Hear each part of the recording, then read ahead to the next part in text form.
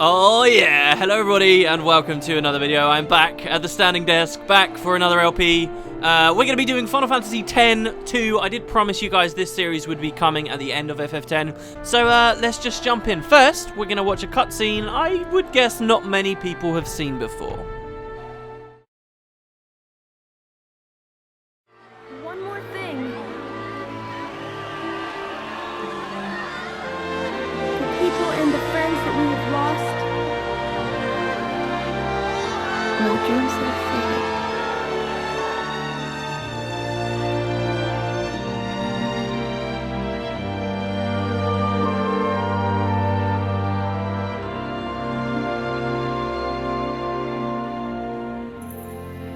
Never forget them.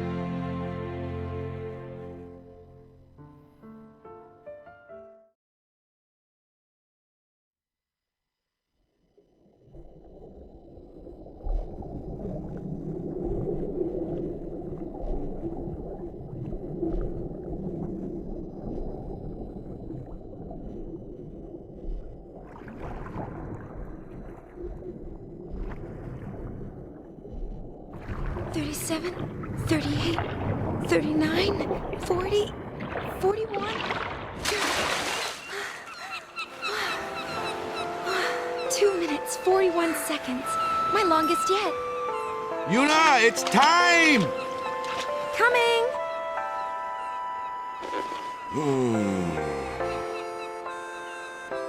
You're diving like a real pro, yeah? You'll always be the pro, Waka. I don't know. It's been so long since I trained. You have gotten a little chubby. No. And you're not even the one having the baby.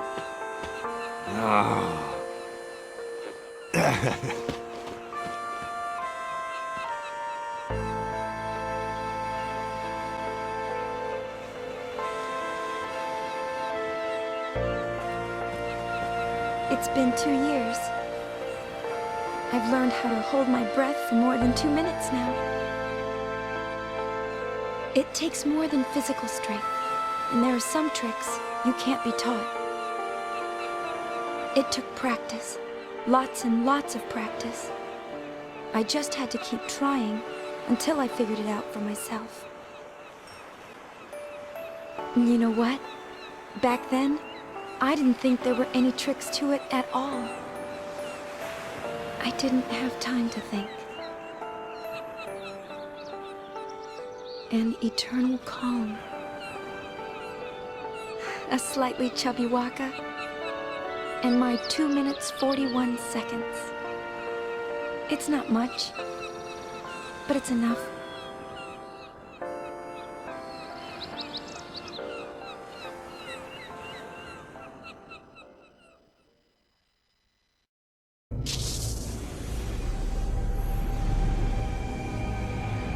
No, I'm not sorry. I haven't done anything wrong. I know you're listening. If she was your girl, what would you do? Okay, what was that? Well, that was Final Fantasy X Eternal Calm. I will start by saying, if you didn't play or watch Final Fantasy X, things might seem a little bit confusing to you, but the game does do a very good job at explaining the past history of Spira, and while there may be a little confusion at first, you should settle into it fine. You can probably get away with watching this LP anyway. On the previous LP, we started on this screen. I want to show you guys it again and mark our progress. So we saw Final Fantasy X, that's entirely done now. Shortly after Final Fantasy X came out though, Squaresoft released this thing here called Final Fantasy X Eternal Calm. Now this wasn't a game, it was literally just a lengthy cutscene. We've only seen a slight portion of it so far. We'll be watching more of it as the LP unfolds. And it kind of set up the idea that there could be a sequel to Final Fantasy X. Final Fantasy as a franchise, traditionally, I've explained to you guys before, though there's loads of games, like 13 of them, they've always been separate installments and separate stories. Up until now, Final Fantasy X-2 was the first time they ever did a traditional sequel. And before X-2, they kind of gauged response in communities by doing just this long cutscene that probed at the ideas of what might have happened in Spira after the game concluded. There wasn't necessarily a plan for a sequel at all until they released this, and everyone loved the idea. and then they scurried away on real development for it. So eventually Final Fantasy X-2 came out. This game released 2 years after Final Fantasy X, and in terms of the game's story, it's also set 2 years after the events of the first game. What's been happening in Spira since the start of the Eternal Calm, since the downfall of Sin, and the disappearance of our previous main character, Tidus. The thing about Eternal Calm is that most people won't have seen it. It was never released with regular Final Fantasy X, and it was never released with Final Fantasy X-2 either. You could only find it on Final Fantasy X International in Japan, or if you were in the US, the only true opportunity you had was to buy the official PlayStation magazine 1 month when it released, and it had the English version of the scene on there. The start of Final Fantasy X-2 will throw us immediately into events 2 years later that will be very confusing at first. And let's just see how it goes. They are based on what we saw here, though. So, Final Fantasy X-2, let's do it.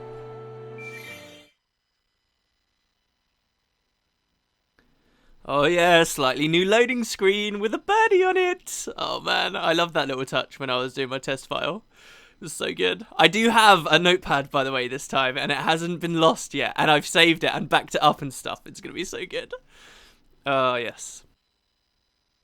So here we can see this was the Final Fantasy X-2 project, 2002 to 2004.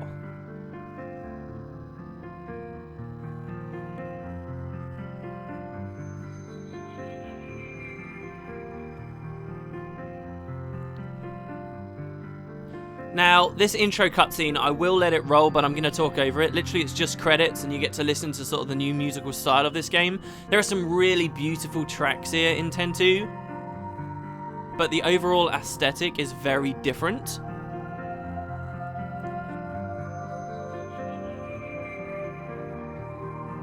As it's rolling, I'll just give you guys some facts about the game. So what we're playing here with the HD remake that released this year is the international version of X-2. This has never seen English audiences before now. As you'll recall with Final Fantasy X, at least people in Europe got to play the international features on the first release. That never happened for X-2. Final Fantasy X-2 International released in Japan 1 day before the original version of the game, just Final Fantasy X-2, released in US and Europe. So we never saw it. I was a big part of the Final Fantasy X-2 International board on Game FAQs, where a guy for a long time was trying to work on an English patch, and I remember the day they announced Final Fantasy X-2 HD, which would have all of these changes, and it kind of made all this effort this guy had gone to go to waste, and it was kind of a weird time for that community. But I've always been really, really interested in the international version of this game, because unlike with 10, where yeah, there were a fair few changes, and there was the introduction of super bosses at the end, for Final Fantasy X-2 International, they added tons of stuff, including basically an entire other game at the very end, basically 2 entirely new classes to the game, and the ability to have 8 party members instead of just 3. And the final 5 slots in your party could be pretty much anything you can imagine, including many characters from the first game. So there's tons to show off. I'm really excited. Before I started preparing for this LP, I had never played International before. So overall it's been very fun for me to check out. And hopefully you guys have fun playing it through with me.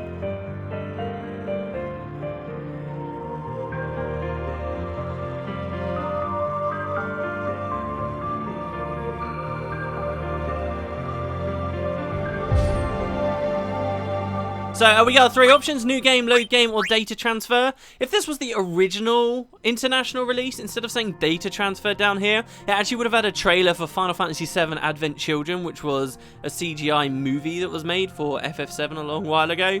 That should give you guys an idea of when this game came out. We're talking back in 2003 right now. This was also the first time Squaresoft had made a game under their new monkier Square Enix. And for many, people will say this was like the start of the downfall of Final Fantasy. And I don't blame them for thinking that. Final Fantasy X-2, while being a true sequel to 10, is a very, very different game, okay? Final Fantasy games are really known for 2 things. This is the way I would explain it, okay? If they are known for really powerful, epic stories about, you know, fighting the big bad guy at the end, but love and loss and so forth, Final Fantasy X was perfect for that. It was really, really good with the story. However, if Final Fantasy games to you are about in-depth RPGs with branches and tons of secrets, things that you can miss, Final Fantasy X-2 does that phenomenally well itself. In fact, I would say in many respects, 10-2 is one of the best FF games they've ever released in terms of the actual like battle system and stuff that's in the game. And hopefully I can show that to you guys. But for now, let's hit new game. I warn you, the story will feel very different at first, but just like I said with 10, give it a few episodes, please. Give it a few episodes. The game's split into chapters. If you can watch to at least the end of chapter 1, it should really grip you with some really interesting lore and deeper stuff to do with Spira we never saw in the first game. It's just, you know, this is much more light-hearted. It has a full female cast, and so on. Anyway, I'm rambling. Let's do it. New game. Enjoy, guys. Enjoy.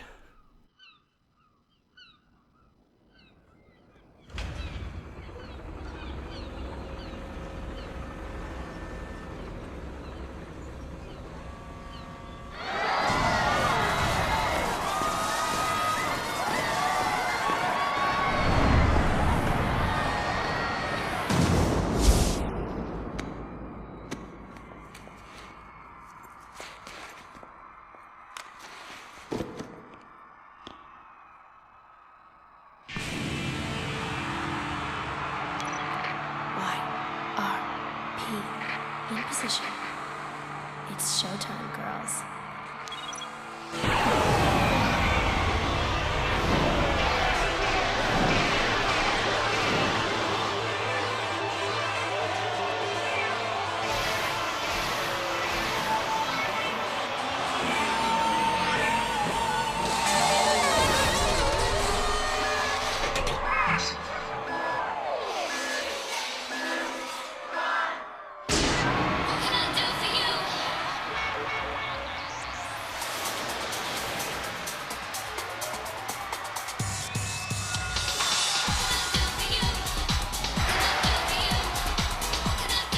I hope you like K-pop.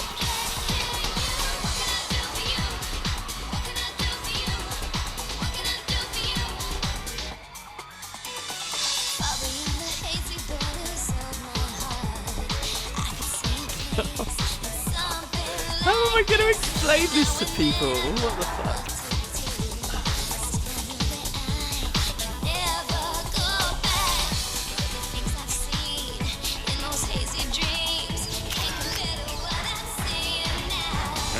Riku looking like Jack Sparrow there, don't you think?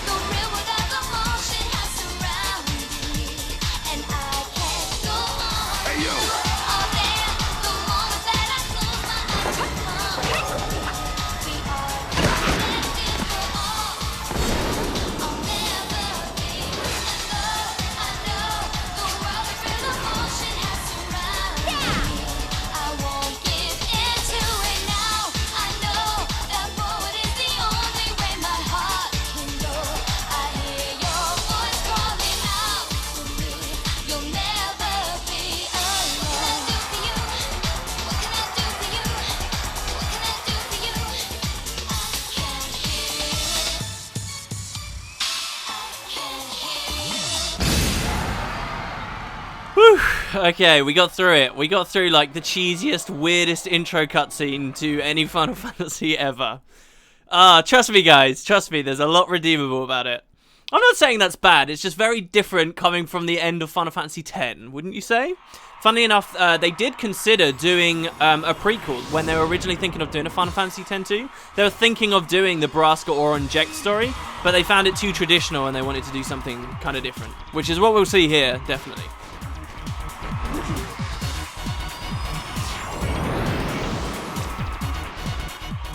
But you might be wondering what the hell is going on. Hey, give it back already! Boys. Want in on this number? Then show me your moves. Think you can keep up? Riku plus some random person attacking Yuna while she's doing a concert? Yeah, none of this really adds up, does it? So, this is the new battle system, as you guys can see here. And things are a lot more fluid in this game. I will have to explain this over a couple of battles, I guess, maybe even a few episodes. There is a lot of new stuff. You'll notice straight away that I'm just sat here talking to you guys, and we're actually getting attacked. If I just stay here, enemies will continue to fight. There is no more... It's still pretty much just as much a puzzle game as it was in X, except things are far more fluid now. You have to think on the fly unless you change stuff in the config file, which I'll show you guys. But up in the top right, you can see it says active mode, and this means we have gone back to the active battle system, which most Final Fantasy games use. X was an exception in giving you all the time in the world. We're back to normal here. You'll also notice that if I tell Riku to attack here and this other girl Pain straight away, both my people will attack at once. So you can use multiple moves all together, and this changes the way battles work. For example, if you multiple hit an enemy causing them to recoil, you can chain attacks. This is something totally new, and as you chain more attacks on an enemy, you do more and more damage. You'll notice Riku did 4 damage on her first hit, but she, when Pain got the 3rd chain there, she ended up doing like 23. You still got crits, and there's a bunch of other stuff to damage as well. For example, positioning now means a hell of a lot more in this game. Riku, as you can see, can still steal, just as she could in Final Fantasy X. So she's going to steal here, a high potion. She could have stolen from those goons as well. I think she would have been able to steal grenades. You'll notice Pain here has Swordplay. Swordplay was the name of Tidus's old overdrives. There's a completely different class system in this game. Pain is currently a warrior, and as a warrior, she can do many things similar to what Auron could do before. For example, if we look in Swordplay, you'll find the ability Power Break, which lowers and damages an enemy and lowers its strength.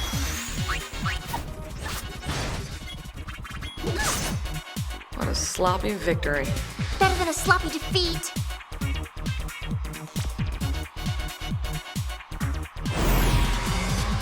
I could have danced all night. Sorry! No time for an encore.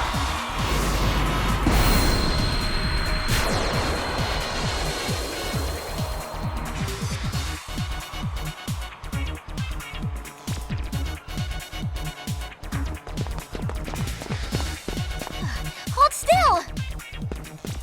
Alright, so we're chasing them out of Luca, and here is where the game begins! I told you guys in 10, when we got here to this screen, the docks, that the sequel would begin here. Who remembers that? Well, there you go. You'll notice we've all been healed up if I press triangle here. This is the new triangle menu for this game. I do want to show you guys through the stuff before we get running along. I'll do one more battle, though, just to let you guys get a bit more familiar. These goons are going to keep charging us. This is a really weird part of the game, actually, in that if you just stand there, you will continually get encounters with these goons as they run into you. So check it out. Again, Riku can steal. She is currently, if Pain is a warrior, then Riku starts as a thief. These are like proper classes now in the game. There is no more sphere grid, there's none of that stuff. Leveling is much more traditional for RPGs. As we participate in encounters, we will slowly level up. As we kill enemies, we earn ability points, which allow us to unlock skills and so forth. But there you go, so that's another example of a battle, pretty simple. Let's have a look at the menu here, okay? The items we've got are potion, the one high potion we stole earlier, budget grenade, which I think Riku literally just stole a second ago, and they give you 3 Phoenix Downs at the start. Also, if we have a look over here at the key items, you'll notice we've got one already, even though we never really did anything on the game yet. This is called the New Beginning Sphere, and it says that this led Yuna to become a Sphere Hunter. What the hell is a Sphere Hunter? What's even going on right now? All will be revealed. We've also got accessories here. We have absolutely no gear at all, so we'll look through that later. And our last thing that we can choose is config. If you guys are going to be playing along with me, here's my recommended settings. Here you've got ATB mode. Set active time battle mode to active or wait. I'm going to set it to wait for now. If we put it to wait, the game becomes a little bit more like Final Fantasy X in that things will stall while you're choosing stuff to do. Everything remains a lot more active, which I'll show you, but we can set it to that. There's also, now that you don't necessarily get time to wait all the time, you can choose, do you want the battles to play out slowly, so you and the enemies slow down, right? Or do you want to go really, really fast? Now, I'm going to say slow and wait, for the start of the LP at least, just so that I have time in battles to talk to you guys about our options and what we're doing instead of just flying through commands like you would if you were playing on your own. The cursor you can set to memory. This will allow you to stop scrolling through menus so much it will remember what you wanted. Turn on vibration, because why not? And we'll leave the other stuff up as well. Anyway, there you go. There's the menu. You can run off over on the, or try to run off over on the left, but there's an invisible barrier there which you can't move through. So we're just gonna run straight up through the docks if we can. Here's another battle. I'm just gonna attack with Riku. And watch. So Riku's physical regular attack now, unlike anything we saw in 10, will actually hit twice. Watch very carefully. She hits 3 and then 5. Why did she hit 5 on the second attack? Because it was the chain, okay? So you get this idea in this game. There are loads of classes. There's at least 10 classes. I'm sure there's even more than that. Maybe we're coming up closer on 20 classes. But they all have very different things, like even in just the way that they regularly attack. So it's no longer just, oh, you bonk someone on the head once and that's it. There's all kinds of different things. So there we see Yuna running away from us, and some more goons charging us from here too. Move! We actually get all 4 this time. So now we got these female goons here, or she-goons as they're called. I'm going to steal from them to see what we get. They tend to be a lot more squishy, but I think they actually heal people too. So look, they go down in 1 attack from pain here. So let me explain something to you guys about 10-2. The game can be completed really, really quickly. Now, I'll go into a bigger discussion about this later. But you can complete the game insanely fast. But the thing is, most of the content of the game is optional content, right? If there are loads of different endings to the game, and if you want to see all the perfect stuff, then you have to do a load of the side quest things, right? And most of the fun of the game is side quest stuff. So it's very easy to miss things in this game. And this is your first example. We don't even know what we're doing right now. We're just running around, right? Our characters, perhaps, if I press triangle here, are getting a little bit low, right? Like, Pain's lost about 30 health. She's not on max MP anymore, right? While we're running around, if you take this detour, you'll find this Moogle here, who, if we interact with, we get a heal sound. And what the Moogle does is it heals you to 100% health and 100% MP, which is useful. But this is also required. Nothing else happens, okay? Nothing says we did anything good, but by doing that, later on in the game, at a moment you would never expect, it ends up working to your favor and you get a higher percent completion. See, the ultimate goal of Final Fantasy X-2 is going to be to see the perfect ending. As I say, there are many different endings. The very best one you will only see if you get 100% in the game, and that's what I'm going to be showing off in this LP. So we will see absolutely everything we have to. It's just that some of it is very obscure, very easy to miss, very hidden. The first thing is right here at the start. I remember a couple of years ago I was thinking, oh yeah, I'll play Final Fantasy X-2. I didn't use a guide or anything, I just came in the game. I got a little bit of the way in, and then I thought to myself, oh yeah, maybe I should just check, see if I've missed anything big. I don't think I have. And then I realized in the first 2 seconds of the entire game, I'd forgotten to speak to the Moogle and gimped myself out of the perfect ending. You want the perfect ending? You have to go interact with that thing. So yeah. Also, that's a big Moogle, isn't it? The only Moogles we saw in regular 10 were the little ones that Lulu was holding as our weapons. Well, now you get to sort of the game embraces them a bit more. That's a very big Moogle. Now, if you're watching this and you feel like the pacing of the battles are a little bit slow, even the pacing here, I would argue, is probably still faster than Final Fantasy X's. But this is the absolute slowest you can play them. If you want them to speed up personally, you can just set them to be faster in the options, and you'll see we get turns much quicker. Anyway, there we go. We grinded some enemies out, and Riku's already learned a new ability there called Pilfer Gill. I wonder if we can't actually sort of mess about with that just yet in the options, so we'll check that out later. But we'll move up here.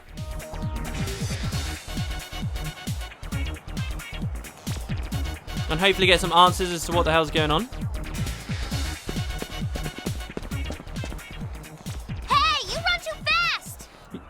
You're too slow, little girl. It's Alan Rickman.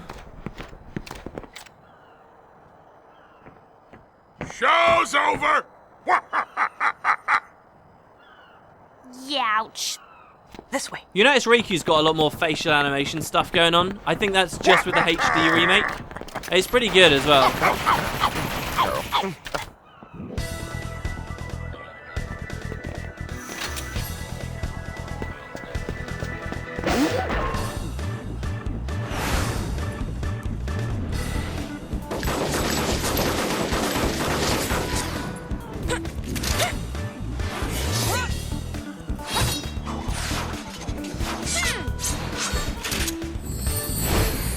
So there you go, YRP, that's what we heard at the start of the cutscene, Yuna, Riku, Pain. And there's the real Yuna, yay! Interestingly enough then, Final Fantasy X-2 starts with you playing as Riku. Where's the imposter? Here we get into our first like mini boss battle, I guess, of the game. It's still pretty simple, pretty smooth sailing. Now you'll notice, okay, if I sit here at this menu, they'll continue attacking us. However, if I go into a menu myself, like sword players, if I'm trying to make a decision, look on the top right, it turns from active mode to wait mode. You see that icon?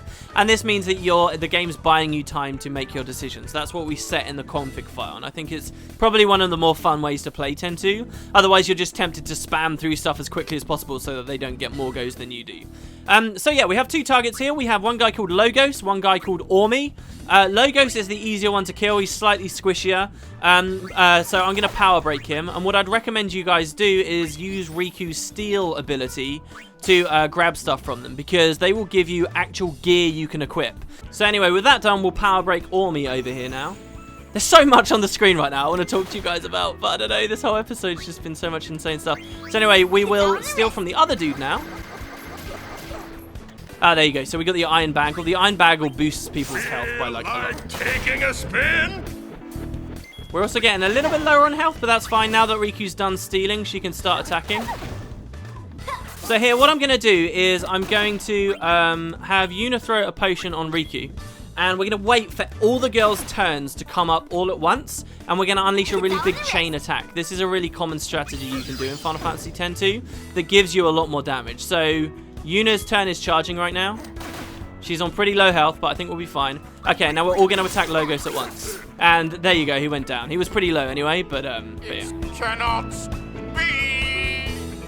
You'll notice characters talk a lot more in battles now too. So anyway, Yuna's going to throw... Ah, she threw a potion at Riku because I was an idiot. There you go, he's down also. So there you go, we got a nice 3 chain there. 2 from Riku and then the big warrior hit coming in at the end. Quite nice. Just who are these guys anyway? That's quite enough sniveling, boys. Sniveling, boys? God, her voice. Persistent, aren't you? My grid. You give us back Uni's garment grid right now! Didn't you girls ever learn to share? Give it back. Very well, it's yours.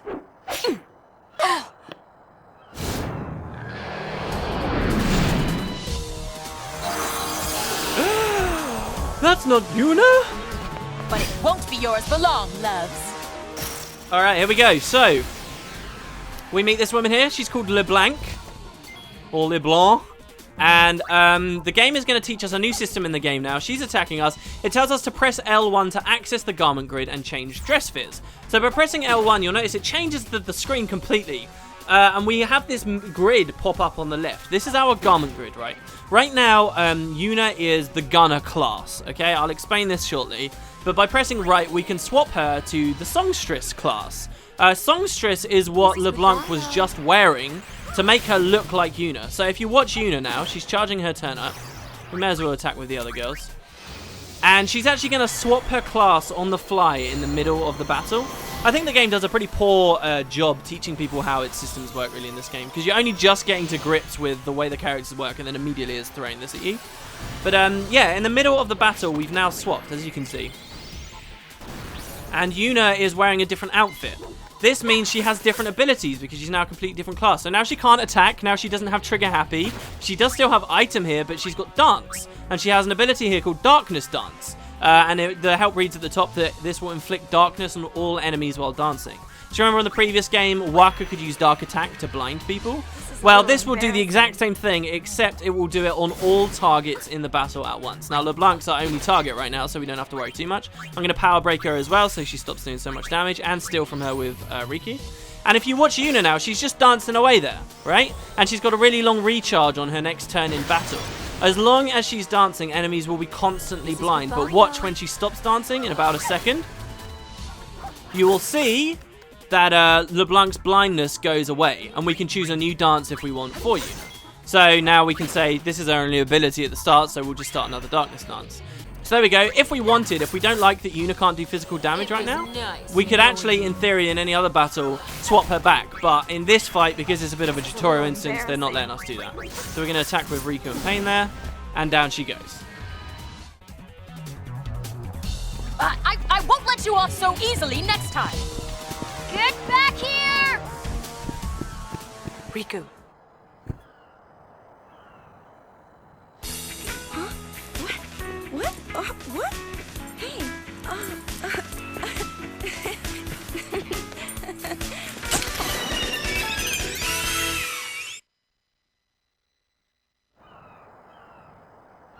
For what it's worth, okay, I think this game has one of the poorest intros to, like, a Final Fantasy. But bear with it, please bear with it, because it gets very good. Like, incredibly good. So there we go, mission complete. We get our XP screen and stuff. A whole bunch of gil. And you'll notice here we got multiple items now. So we got a bunch of potions, a high potion, phoenix downs, even key items obtained in battles will now appear on the item window. On the right, instead of gaining sphere levels, you'll notice that same sound effect plays, but instead we just flat level up now. So Yuna just turned to level 2, Riku turned to level 3, and Pain turned also to level 3. I'll talk about the way experience works and stuff later, but works out. my body just started dancing by itself. I didn't know what was going on. I was frightened. Then, while I was dancing, something happened.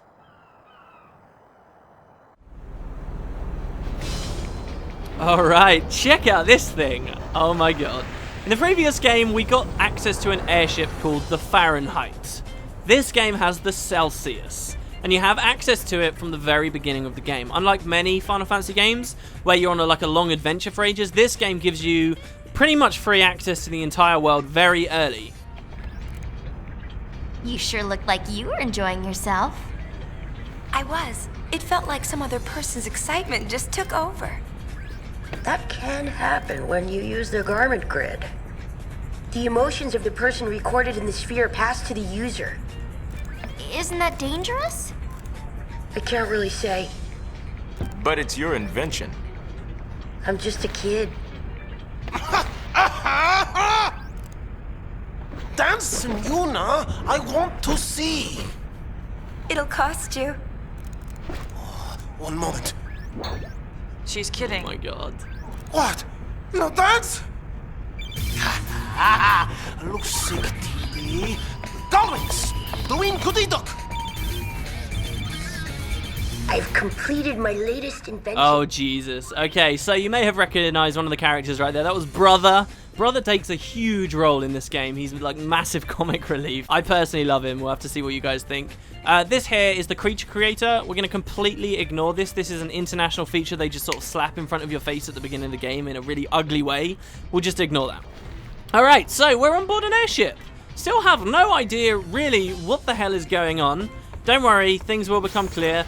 I'm just going to quickly come over to the save sphere here and save the game. This is our first opportunity to do so. So save spheres, if you guys aren't fully up to where, they allow you to save the game so you can turn the PS2 off, PS3 off, and come back later. But they also fully restore your health and allow you to board the airship whenever you like. Alright, we're going to save the game. And once we've saved it, you will notice that it tells us a completion score. If we go back, right? It will tell us how much percent complete we are with the game, right? We are on the Celsius Bridge. We've played for about half an hour and we're completed 1%. The main thing people struggle with in 10.2 is they want to do a single playthrough of the game and get 100% so they can see the perfect ending. The truth is there are so many branches to the game and different decisions and things you can make. Really, you want to get 100% over 2 playthroughs. See, with this game, when you complete it, you can restart the file on something called New Game Plus, and this carries your completion score over so you can replay the game with all bunch of new stuff available to you, and you can pick all the optional branches that you never did before and get the 100% that way. The game is very much designed that it's very hard to see everything in a single playthrough, and it's made it kind of a logistical nightmare for me to plan out how exactly I'm going to do the LP. Luckily for you guys though, if you watch it, you're going to see basically one playthrough, but I will have all the content in it and all the branches and stuff like edited together. Maybe we'll talk about that a little bit later. So, what are we doing? Let's have a chat to who these people are. Who is this? This is Pain. This is Pain. I look up to her as a sphere hunter, and also as a friend. I still don't know her very well. She's not exactly the talkative type. I heard she joined the Gullwings shortly before I did. Riku doesn't know much about her either. What now? Nothing. Well, that's good because we as the audience know sod all about her as well, so it would suck if all the characters knew exactly who she was. Basically, a bit of an enigma for now, a bit of a mysterious character whose hanging out with us, which is cool. I actually find myself on replay. We're doing my test file and stuff. I agree with Pain more than anyone else because she's so much more grounded than kind of the flirty, happy-go-lucky girls are. Over here, there's this kid at these machines. I know everything. Called Shinra. Shinra's an Al-Bhed. He's a real whiz kid. Okay, so Shinra is sort of like the techie guy aboard the airship who helps out. And practically speaking, as a player of the game, you can use him to get a lot of information about the world and tutorials and stuff. He has dossiers of pretty much any character you'll meet in the game that's important. So we can recap here on who the characters were that we met in the previous adventure, what they're doing now, stuff like that. You'll notice there's a bunch of blank slots here that we haven't filled up yet, so we'll be returning to this every now and then. Let's just get a crash course on who the characters are. So here's Yuna, right? It all began when I saw this sphere of you. Interesting. So this is the High Summoner who defeated Sin 2 years ago and brought the Eternal Calm. The discovery of a certain sphere led her to flee her island home and begin a personal journey. That story we really don't understand just yet, but okay, we'll get that soon enough. So those are the dossiers. I really would advise people to check those out as they play through the game because they're easy to miss. There is an extra item you can get here in the game, though, by going to Shinra's Guide to Everything. And here you can get tutorials about all kinds of stuff. Hopefully I'll explain this to you guys better than the game can. But this one here called Using Garment Grids, I'm going to skip through. But once the tutorial is over, it will reward you with a garment grid of your own. So let's just skip it. Alright, so there you go. We scored the Vanguard garment grid. There are a lot of other tutorials, of course, but don't worry, there's no extra items for you to get there. That's the only one you want. I'll talk to you guys about garment grids and stuff later. I feel like I've really got to get the story rolling, otherwise people are just going to be like, what the fuck, and it's not going to get any momentum. So here, we'll check out Riku. Having fun? You bet. It all began when I saw this sphere of you. At least, it looked like you. I couldn't say for sure. I thought I might find more spheres like it if I joined the Gullwings, so I did. Oh, in case you're wondering, the Gullwings are sphere hunters, and sphere hunters are, well, this. We fly all over Spira. I'm really enjoying myself. Glad to hear it. For a while there, I was starting to feel like a kidnapper. Don't be silly. So a really key thing you'll notice in this game compared to the first is before we were constantly inside Tidus's head, as presumably he was talking to Yuna about the journey and his reasons for what he did, right? This time we're playing as Yuna and we're constantly inside her head as she remembers Tidus and she talks to him through her thoughts, I would suppose. We can talk to Riku again here. She says, it's kind of hard to be sphere hunters when we can't even track down a sphere to hunt. Oh yeah, the voice acting, there'll be plenty of it, people. His brother over here? Has my talking gotten better? He really has improved quite a bit. He told me that he practiced, just so that he could talk with me more. Alright, so we get the tutorial for Al-Bhed. You may have already noticed, I think. You have to relearn Al-Bhed in this game. It's another quest to learn their full language. The mechanics are slightly different. The game explains that Brother and the Al-Bhed race speak their own unique language. Yuna has managed to pick up a little Al-Bhed during her travels with the Gullwings, but she still has a ways to go. Go digging for Al-Bhed primers in the Beaconell Desert, expose yourself to the language as much as possible, and you'll be proficient in no time. You'll see Brother just gave us an Al-Bhed primer. Primer 21, right? Not Primer 1 and then 2 and then 3 and it was all in a set order. Now it's just sort of all over the place. We get another one too. This is 19 here. And Al-Bhed Primer 3. But same general concept. We unlock more letters and slowly we can start to translate stuff. Let's go! Party! Party! Oh, God. Okay, and this random cutscene is just like when Shinra said, oh, one of my things is complete, right? This is pure international content. It says that we just scored the Festivalist dress sphere. This basically just unlocked a class to us for free because we're playing the international version of the game. It's like, you know, nowadays when you play a game and you install a bunch of DLC and the first time you start playing the game, it gives you like a million pop-ups of new things. Like, it's basically the same deal here, but you get the Festivalist dress sphere. So, moving on quickly from that, I'll show you guys that later. We can talk to Brother again. He says something to us in Al-Bhed. We don't know enough to translate that just yet. If you were to do, say, a New Game Plus, though, again, your key items and stuff transfers over and then you would understand Al-Bhed straight away. his buddy. Still analyzing. Greedy. Buddy and brother are old friends. Buddy says he was aboard Sid's airship with us 2 years ago. When I told him I didn't remember, he seemed disappointed. Alright, so we score another key item here, Primer 17. So we can't actually do anything up here on the airship yet. Now, the Fahrenheit was a rather big airship. How big is this one, you might be wondering? I would actually say, inside-wise, it's actually slightly smaller, but it gives you the illusion that it's much bigger, both on its size on the outside and the fact that, well, you'll see with some of the rooms. So let's check it out. As we come down, instead of going into these long walkways, we instead come to an elevator. And we can go to various places. We can go up on deck. We'll do that later, I guess. There's a cabin and an engine room, as well as where we currently are, which is the bridge. Let's go down into the engine room first of all.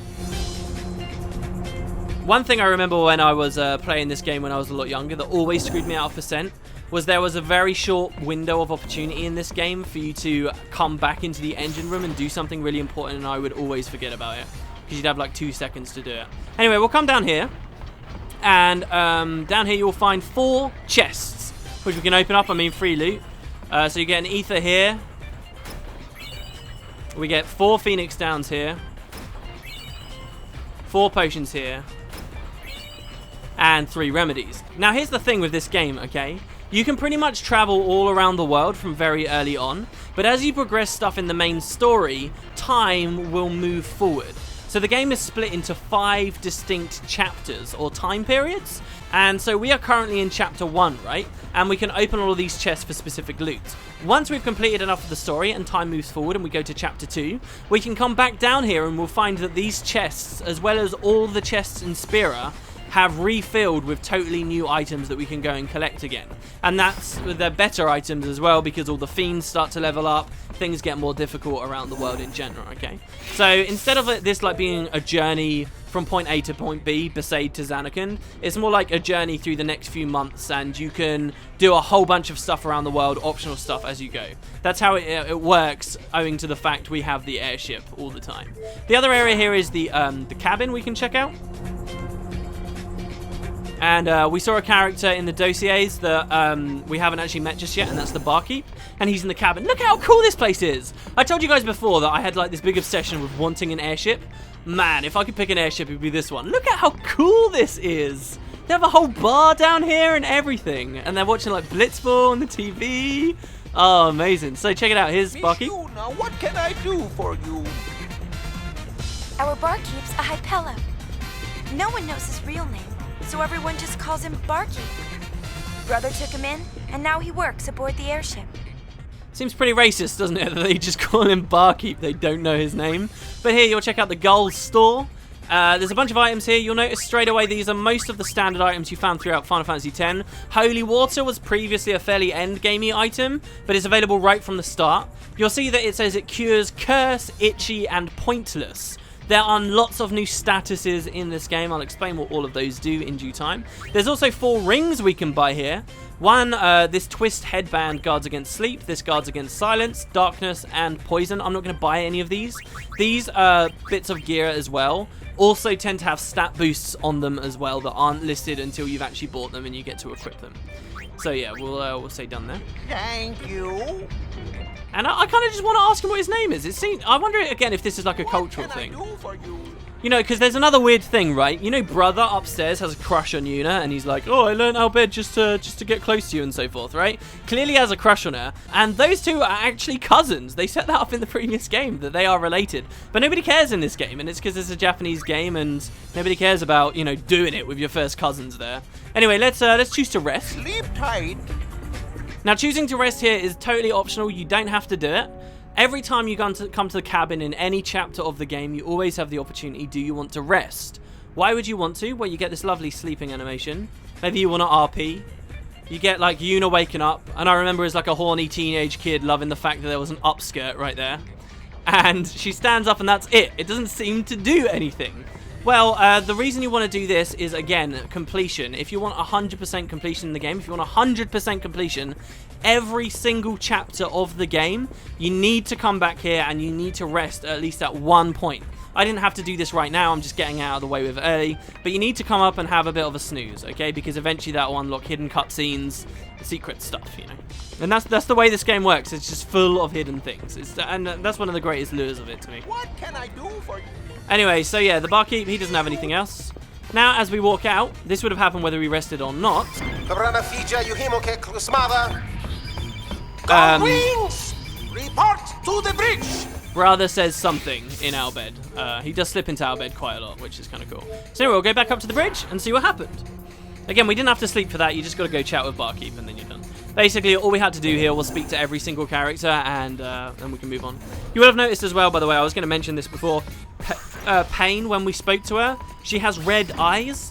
The only other character in the series we saw with red eyes was Lulu, I think. Was it? Or was it? No, it was Jekt, right? So she's the other character with red eyes. Treasure sphere waves. They're coming from those ruins they found at Gagazet. All right. Cut up! Gagazet! I guess that said next stop. So there you go, this is what sphere hunters do.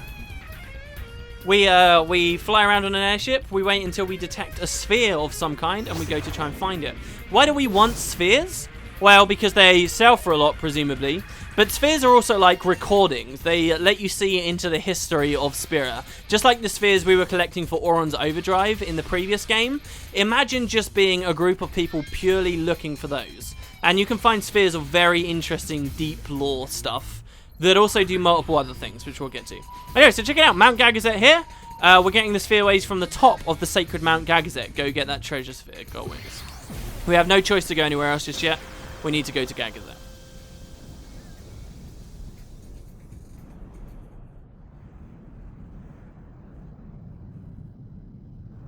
Sacred Mount Gagazet, silent guardian of Xanarkand, city of the dead.